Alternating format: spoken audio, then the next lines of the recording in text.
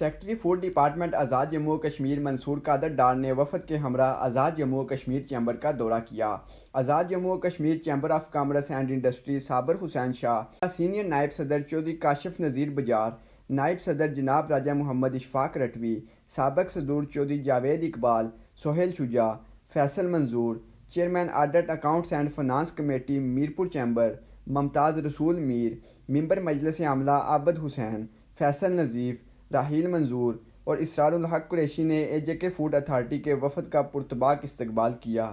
اجلاس میں مختلف اہم امور پر تبادلہ خیال کیا گیا۔ صدر میرپور چیمبر صابر حسین شاہ نے کہا کہ حفظان صحت کے اصولوں کے معاملے پر چیک اینڈ بیلنس ہونا ضروری ہے، لیکن بغیر نوٹس، وارننگ، بھاری جرمانے کرنا اور کاروبار سیل کرنا زیادتی ہے۔ کیونکہ AJK chamber AJK food authority کا ممبر بھی ہے، اسی لیے کسی کارروائی سے پہلے چیمبر کو انفارم کیا جائے گا اور بزنس کمیونٹی کا نمائندہ بھی ساتھ ہوگا، اور آزاد کشمیر میں معیاری اشیاء کی فراہمی کو یقینی بنایا جائے گا اور